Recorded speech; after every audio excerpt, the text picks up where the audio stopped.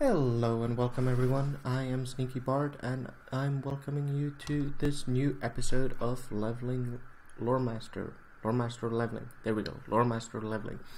We are still on the bigger island of the Lost Isles over here, and we are about to go and kill the hammer, the big shark that is terrorizing the bay here. And hopefully this episode we will also manage to get off the island. I mean, my guess is that this experience is supposed to take, or this zone is supposed to take you to level 10, and then you're off and finally in the wide world. But let's see, what are the, oh, there's a shark. What are the abilities that this Mecha Shark X team has? Number 1 is freaking laser beam. Then we have explosive barrage and repair. Alright, so let's go and do this. We probably could kite this entire thing all the time. Just go like freaking laser beam. Yep, go like this. And then, yeah, why do you even need repair? Because the hammer is already down. We engaged the hammer and now we've killed him. Now let's get out of this contraption and turn in the quest, because I really do want to get want to get to level 10, or at least off this island this episode. I feel we've spent enough time here already as is, but let's turn in the quest. Excellent work, my girl. The town in a box is saved and the Bilgewater Cartel will be profitable once again thanks to my overwhelmingly unbelievable intellect and tinkering know-how. Wasn't it me who did like all the heavy lifting? Alright, invasion imminent. The work here is done for now, but there's no rest for the wicked, eh? Remember Meg Shredder, our old marketing rep? She's taken some others over the hill to the southeast just past the Raptor Rise. If you follow the path east out of town and follow it south at the fork, you can't miss her. All these directions, I would never be able to follow them. Apparently there's some trouble or other brewing with the snake men at the ruins on the shore. Go see if you can't sort it all out, would you? Snake men? Do you mean Naga? I mean, I guess we will see if he means Naga. If he does mean Naga, the Naga are essentially ocean dwellers that look a bit like eels or sea serpents, and they're led by Queen Ajara. Queen Ajara used to be the leader of the Highborn. The Highborn were a caste of nobility and magic users among the ancient Night Elf kingdom. So all the Naga were part of the Highborn that part of the Highborn that followed Queen Ajara and were loyal to her. So the way they became Naga was they were addicted to magic. They had, well, not addicted, but quasi-addicted. It was such a fundamental part of their culture and society that they wouldn't be able to do without it, really. I mean, there were other night elves that didn't use magic that were just fine, but I doubt that the actual Highborn caste would be fine without magic. And they saw themselves as superior because they used magic. And what happened was they had this Well of Eternity, which is the source of all magic in Azeroth.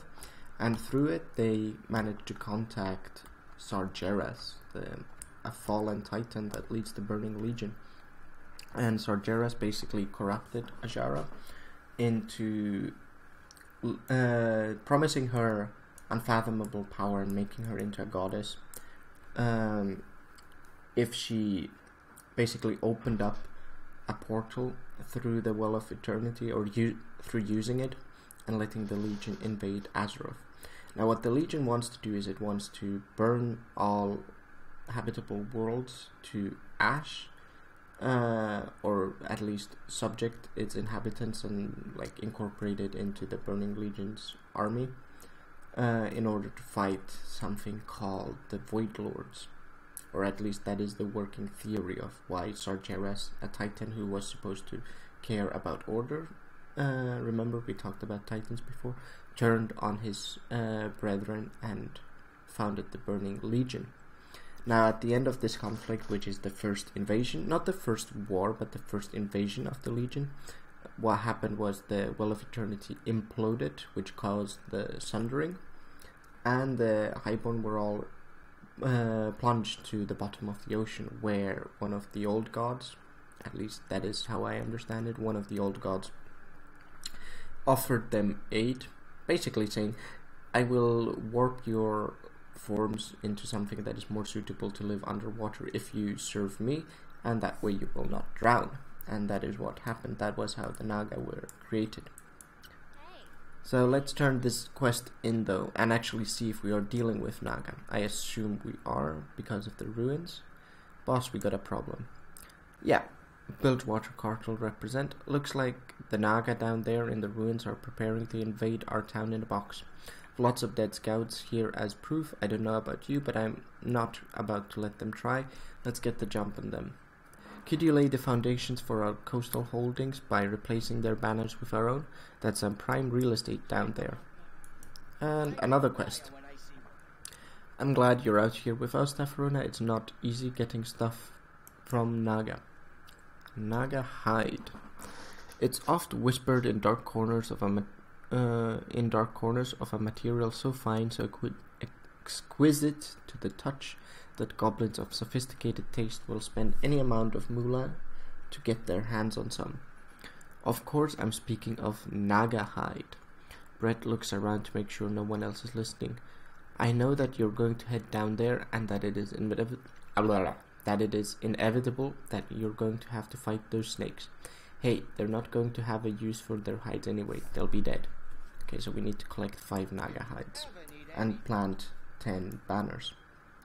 So yes, these ruins that we see here are ancient Night Elf ruins that, by the looks, have been at the bottom of the ocean for some time, and now Deathwing's Cataclysm has somehow put them back on like solid ground, because it looks like there's algae and stuff hanging from it, so it's not that the like jungle that we see here has encroached on these ruins and made them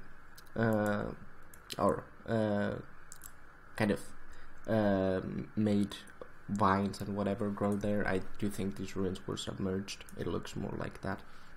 And these are ancient Night Elf ruins. So wherever we see these ruins, it's almost guaranteed that the Naga are present, because they kind of go hand in hand. Not to say that the Naga can't be present anywhere else except by these ruins. They do and can. We will see them in Outland, for instance, or in Stranglethorn Vale. I mean, we won't go to Stranglethorn with this character, because that's in the Eastern Kingdoms, but if we were to go, we would see them there. But these are old Night Elf ruins, and because they have been at the bottom of the ocean, and Naga are essentially high elves that were sent to the bottom of the ocean, that's why they are close by here. And we also have a strange tentacle. Now these tentacles, they have this strange shadowy aura around them, and you usually see them whenever there's an old god presence around. I do think it's specifically one old god, might be Nazoth, I think it's Nazoth, who has these types of tentacles, that especially when they come out of the sea, because I think he's the one who's behind turning Ajara and the other Highborn into Naga. Yeah, but when he's nearby, you see these tentacles. There are obviously other old gods that also have tentacles, like say, what's his name? The guy in Ulduar, starts with S. It's not Sargeras. I was talking about Sargeras before, that's why I keep thinking about Sargeras now. But I even have the card in Hearthstone, and I don't particularly like it, even though I like playing Secret Mage. Yeah. I will come up with the name shortly, but the old god that is basically responsible for Saronite as well, because Saronite is like his blood, and the name is somehow similar to Saronite because it comes from his name as well, because it's his blood. But yeah, I have a tip of the tongue syndrome here because words, as per usual. But yeah, when I do come up with the name, I will tell you. Anyway, yeah, when he's around, you do see some tentacles as well. But here we are killing Naga, and we have 4 out of 5 hides, and we need to plant down 5 more Bilgewater Cartel banners. And as you can see, just like the like old not high elven, those are different things, but old Night Elven Highborn society, it was very matriarchal. Respawn. So the mages were most often female, not always, because we do have male Night Elf mages like Ferondis on the Broken Isles in Azuna, but mostly. And the males were usually like house guards or leaders in the army. Because even the Night Elves, if you look at the Night Elf society now, they are quite matriarchal. So you've got the priests of Elune, even the wardens are predominantly female. I don't think there are any male wardens. The wardens are basically their secret police, if you want. And the sentinels are which are the army, are also female. Whereas the males are more, well, there are male warriors as well, but I don't think they're called sentinels, because sentinels are like the warrior priestesses. And then obviously druids. Druids are, because of Malfurion, I assume, predominantly female. I haven't seen that many. Predominantly male. I did say female, didn't I? Yeah, predominantly male. Because there are female druids as well, but lore-wise, I haven't stumbled across that many. I mean, feel free to disprove me wrong, but this has just been my experience when it comes to the lore. And same with the Naga. I haven't actually seen Naga male speedcasters. I mean, some have some from spells, but they're usually melee type characters. I was going for classes, but then that would be strange. No, character is better. Yeah, and we do use Kidney Shot just because it's one of my favorite stealth openers.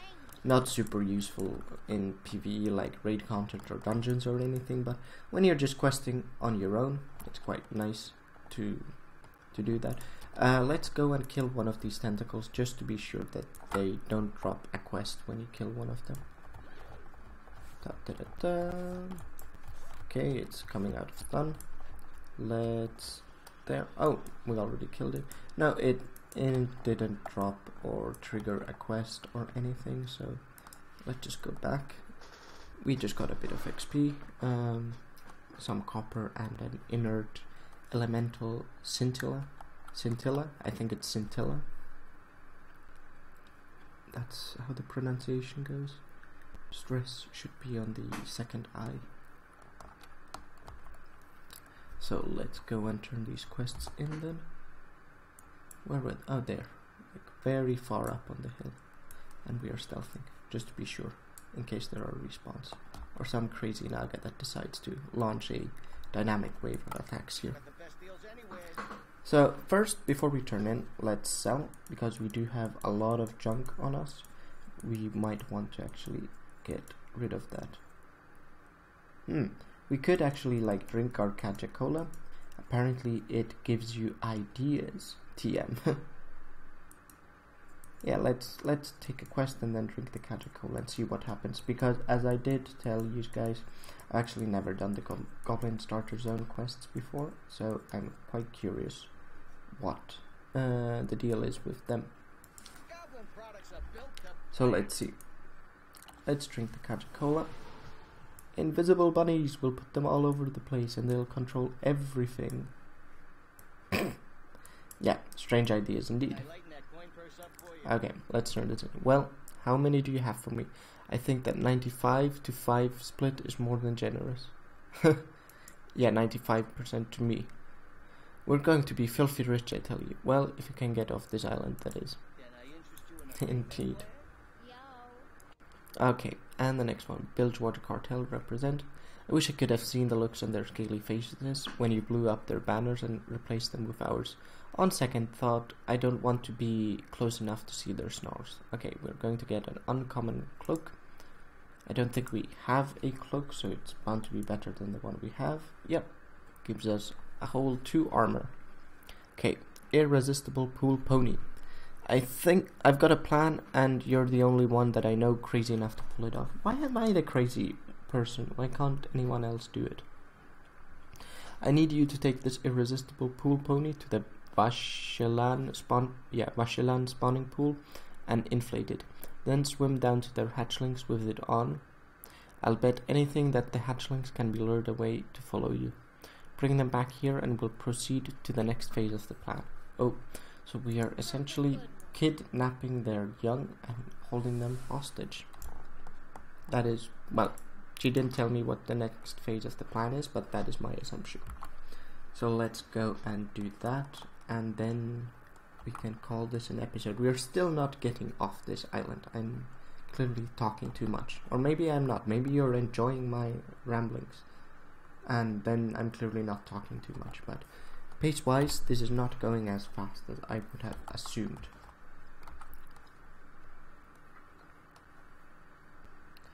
Dun, dun, dun, dun. We are stealthing around here. I wonder if we can manage to get a new level with this. I do doubt it though, because we need what, 1700 XP, and this gives us a whole 500. So yeah. Okay, let's inflate this. Ooh, swim speed.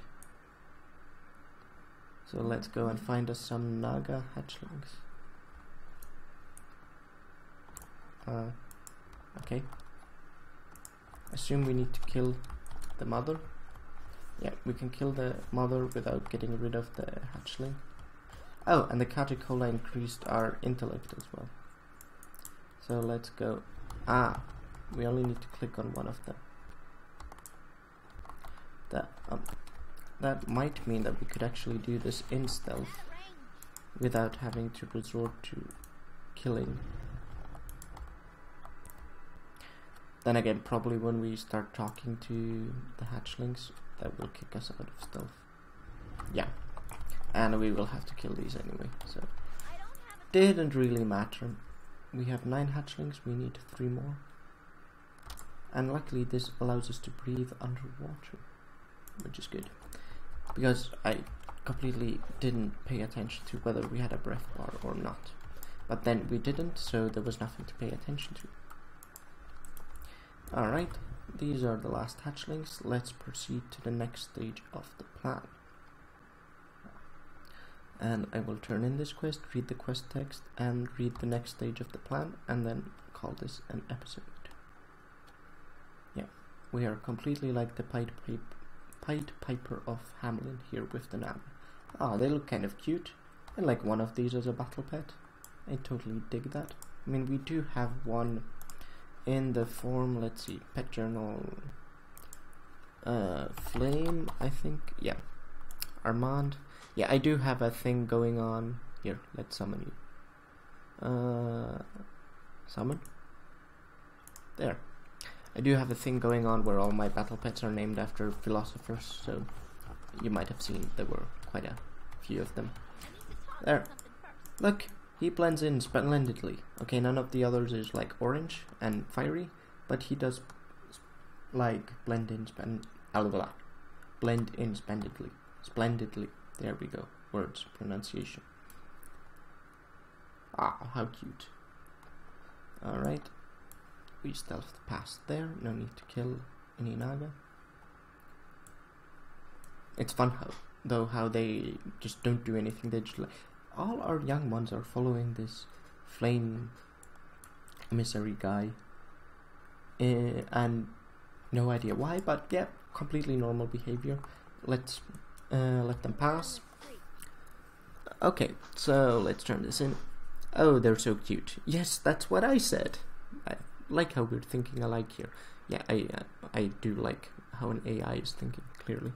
I wish that, not even an AI, it's been pre-programmed to say this. Blah. let's not go off on a tangent here. I wish that we could turn them into little plush toys and sell them for a gazillion macaroons. That is kind of cruel. Alright, and let's get the next quest. Surrender or else. Yes, Faceless of the Deep. So clearly old god influence here. Faceless ones are always, they're kind of emissaries of the old god. So whenever you see one, there's some old god shenanigans going on. So let's read this and then call it an episode. Tafarona, you and Ace need to march those Naga hatchlings down there and use them as leverage to convince the leader of the Naga to surrender to us. Ace knows where to go on the south side of the ruins. Just follow him. Okay, so we will accept this. And hopefully he will not run off while I cut off the... Well, he will run off. So, I'm just going to call it an episode, and we will just have to redo this at another time. Well, in the next episode. So, thank you guys for watching. I've been Sneaky Bard, and you have been absolutely lovely. So, I'll see you in the next episode. If you did like this episode and like the content of the channel in general, do give this a like. Do subscribe to the channel so you can stay updated on the other awesome projects that I'm doing. I'll see you in the next episode. Bye.